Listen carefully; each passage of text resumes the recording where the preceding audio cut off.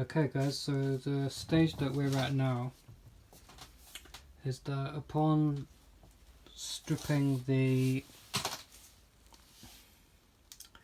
what shall we call it, the base coat. So basically I got underneath the poly coat and then we got to the base coat, which was unfortunately for me tinted slightly yellow, which meant that I couldn't get the yellow that I really wanted unless I either one got rid of that base coat, which as you can see here was not a fun experience.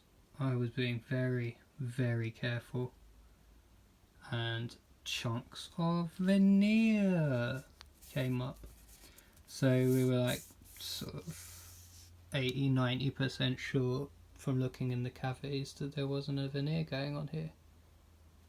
And whilst it seems like there isn't a seam, there is about 2 mil, 3 mil.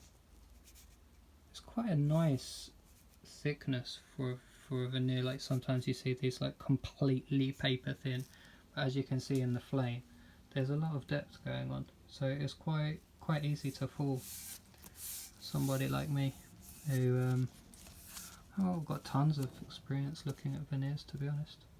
Anyway, this isn't how I wanted it to be.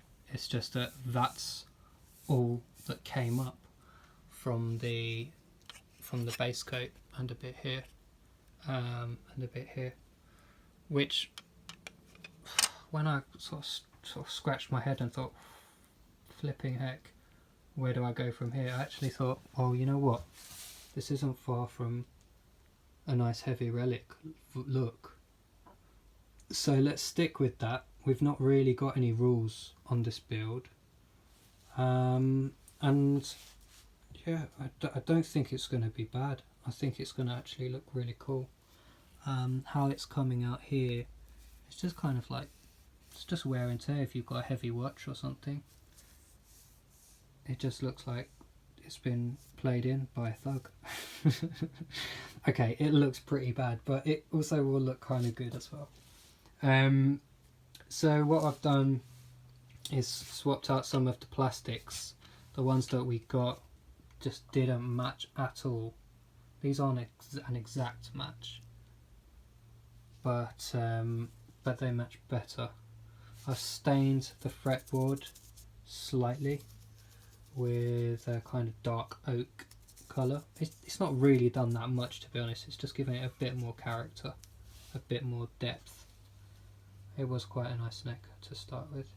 And what we've done here is we've got a couple of, that's not actually Fever Tree Tonic Water, of course, or nor is it urine from a very dehydrated, standing in the heat all day sanding man. It's actually yellow dye, and one coat of that, it's water based, one coat of that has gone onto the guitar as we speak.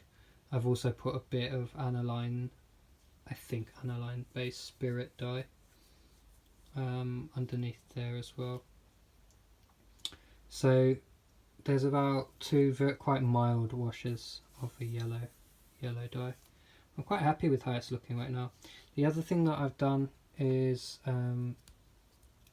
my customer Joe, he wants a real Gibson bridge put in there, of course.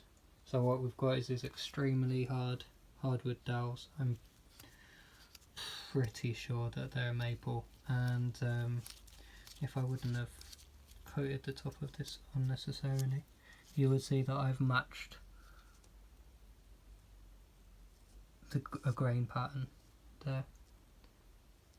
I don't know if you can see that, but I've matched up a grain pattern. So as I saw this across with a very fine flush cut saw, you'll get lines that follow through to each other.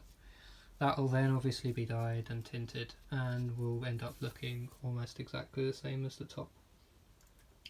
So this is just a brief mock-up of where we are on, say, the 3rd day. If we've spent a lot of time sanding. Oh, also I'll just get these out of the way. I love talking to myself. Get these out of the way, I'll show you the back and sides because they're pretty impressive without the gunky polyester based crap all over them.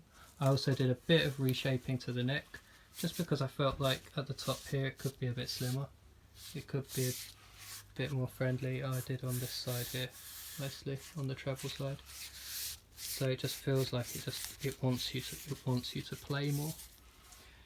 I'll probably do a bit more up here, not contouring really, but just take out a bit just so it makes it a bit easier to feel like it's easier.